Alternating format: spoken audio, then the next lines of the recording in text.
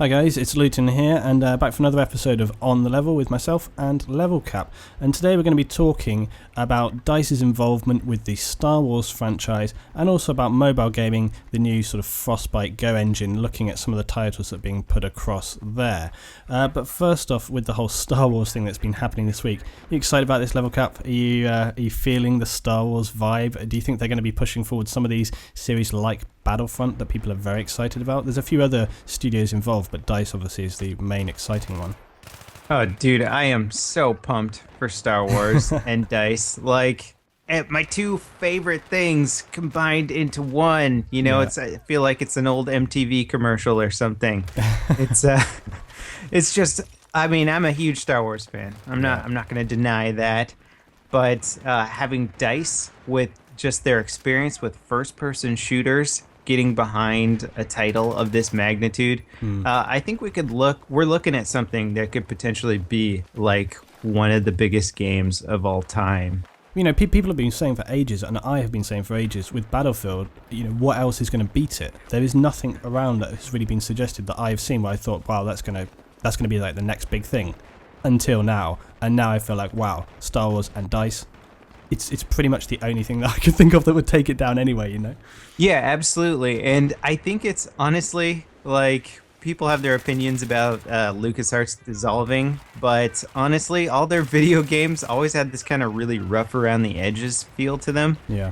And I think it's great to give somebody else a chance with the Star Wars franchise, with DICE's art department and the talent pool that they're going to be recruiting. The studio's in LA, by the way, so it's not going to be the same guys who do Battlefield, but it'll be the same guys who set up DICE Studios, recruiting and orchestrating the whole thing. So I still have a lot of faith in their abilities. They'll probably use the same Frostbite engine. In fact, that's practically a guaranteed. So, I mean, just thinking, like, even if it is just a Battlefield facelift of Star Wars, I'm still on board. Like, I don't even care. Like, that sounds like a lot of fun to me. I mean, yeah, I totally agree. I mean, with regards to studio, we don't know. I mean, often I know, for example, with companies like the company that I work for, when there are internal vacancies available, they'll say, hey guys, do you want to put up for this job? There's nothing to say that many people that work over there in Sweden at the moment may be appealed the idea of moving to LA and working on these other projects. There's nothing to say that there couldn't be. Chosen land, man. Yeah. It attracts people from everywhere. Maybe. But, you know, so there is that component to that situation there. But the other thing as well, when we're talking about Frostbite and Frostbite being used in other games, I mean, obviously we have seen Frostbite used in other games, but maybe not used to its full potential. It's a good thing. It's a good thing, you know, we all know. But I think it's a good thing that DICE are obviously involved in this project directly, so therefore they should have a better knowledge base about using their own sort of systems and their own infrastructure.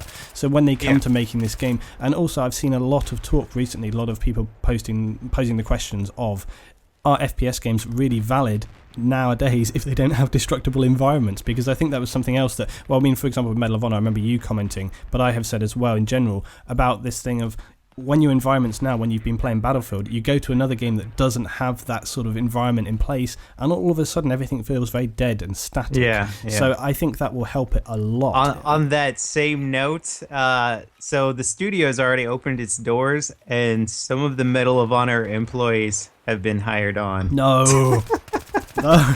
That doesn't mean anything, though. I think the gun design in Medal of Honor was better than any other game I've ever seen. I think some of the artwork was top-notch, really good ideas. So, I mean, it doesn't mean anything. It's not going to be Medal of Honor Star Wars. It's just employees. You know, they could be artists, whatever, programmers. I think as well. I think as well, it's important to keep a bit of perspective, because whilst, yes, so exciting, DICE and Star Wars, maybe we need to keep our feet on the ground here and not get too overexcited, because if we build up our expectations so high and we're like, oh my god, it's going to be Battlefield but Star Wars, it's too late for me, Luetin.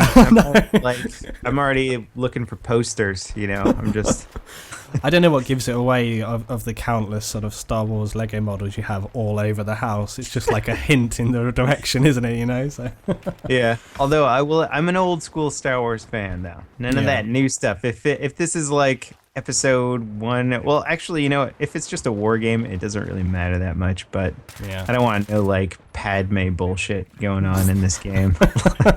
If you can play as Padme in the multiplayer version, like I'm just gonna table flip. She could be destructible. You could fire a laser rifle, take her arms and legs off. Yeah, or the whiny Anakin. Yeah. Oh man. Just kind of whine with your lightsaber. But I mean, I will be very interested to see where they go with it. For another thing, I'll be very interested to see whether they go down the route of single player multiplayer or pure multiplayer. Interesting. It would be curious. I feel pretty certain that they'll go down the whole single player multiplayer route, just from the fact that when I questioned them about it early in the year, they seemed so on board with the single player thing. Mm-hmm. But it's got to be said, I do really wish that they would sort of bite the bullet and say, okay, we're just going to go multiplayer, because I don't know, they seem to really sort of validate and talk about the single player things. It's just it's just business practice. Even though like what is it, 10% or a little over 10% of the Battlefield community is excited for the single player, that's enough to like make the cost worthwhile. Because even if most of the community isn't going to touch single player, the marketing material you get from being able to like show clips from single player and show all these basically scripted events going off. I mean, they look awesome for trailers, so it pretty much pays for itself to do the single player campaign anyway. Yeah, it's got to be true. And I mean, the other thing as well, people always say like, oh, but if you put all those resources into multiplayer, you could do so much more. And it's kind of like, well, maybe not, because I think if you actually remember and you actually look at Battlefield games, a lot of the stuff that's in the single players, like look through Bad Company, look at Battlefield 3, a lot of the buildings and elements from the single player end up being copied and pasted and translated into the actual multiplayer game itself. And also, I remember from the tech demo we saw at the Battlefield 4 event, when they were showing about how Frostbite 3 works, they were very, very vocal about this. When they demoed it on screen and he was showing how you could move elements around, he was saying like, look, you can move this, and it's a much more fluid kind of liquid organic process. So you really get the feeling that they're going to be like, okay, this level right here, we're going to take this, and so on and so on. I mean, also from multiplayer games, think about, again, the campaign and single player. Quite often, multiplayer levels are literally just a copied and pasted single player. So I never really buy into this idea that if they remove the single player, you could put everything into multiplayer. However, having said that, I just prefer the idea of having like a pure, unadulterated, non-diluted title where it's just like, it's all about this. And I think that's really the perspective to come from. Okay, absolutely. Do you want to introduce our next topic? Yeah. Okay, so basically DICE is working on Frostbite GO, a game engine for mobile devices. Now, there's been other FPS games on cell phones and whatever mobile device you have. I think COD has a cell phone game. Is that correct? I hear it's really good. Okay, yeah. No, I'm joking. I don't know. I personally, nothing about a first-person shooter on a cell phone seems attractive to me. Like, I think I might have tried one once, and the touchscreen controls are just ridiculous. Yeah. You're like, I'm really supposed to be a precision warrior with this just weird touchscreen, like putting my finger over the guys I'm trying to shoot, and just my fingers are literally blocking my view some of the time, and it's just awkward. But so EA has confirmed that they do intend to use this for a Battlefield game, and who knows? It could be cool. It could suck. The mobile market is so profitable right now. I mean, so many people are buying these mobile games. It'd be stupid for them not to make one, but we'll have to see who they put behind it, because it could be just incredibly generic and painful and not fun. Or who knows? They could take a risk, maybe try and redesign the mobile industry. With the mobile games, I have Bad Company 2 on my iPhone, mainly because it wasn't very expensive and I just wanted to try it, because I thought, hey, FPS game, let's just see, just as a point of curiosity, how it is. It's not good, but it's a lot better than I thought. It's the movement, it's a bit irritating. It's nothing. It's nowhere. You can't even compare to obviously a console or PC system. It's just uncomparable. However, I feel like with the Bad Company 2 game you got on the phones right now, it's as good as they could make it, really. And the movements and stuff are not too bad. I hate in general kind of mobile gaming because I just feel like it's so limited. I feel like some genres excel. For example, kind of point and click story games, older stuff like Broken Sword, etc. Those kind of titles, Mist Riven, things like that, where you're kind of, you're already clicking and it's a very slow process, so you don't have to react or kind of move around too much. Other kind of things can work well, side-scrolling shooters, elements like that. There's a lot of different things that work. FPS games, they do not work, and I can't imagine them working. I mean, also, right, why would you make an FPS game in a mobile device when you already have it on these other platforms? Because surely it's just going to be like an ultra diluted version of what you already have on the other systems. And to be honest, I just find that kind of insulting to the title itself. What would be a hell of a lot more exciting would be, I mean, also, you talk about people loving single players and things. Why not take the world, the environment of Battlefield and all those other elements and try and do something smarter, more intelligent or cleverer with the series? So go like, okay, it's the Battlefield universe, but we've done it in a completely different style of game, a genre, whatever. That to me would be the thing to do, a bit more exciting, rather than just like, hey, we've taken the game and forced it into a phone and it kind of works but not really.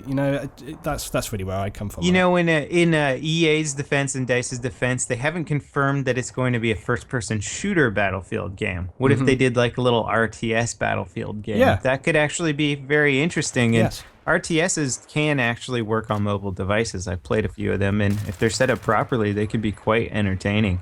So who knows? There could be some actual potential with this. It's Frostbite GO. Do you think it's actually going to resemble anything of the actual Frostbite engine, or it's just marketing?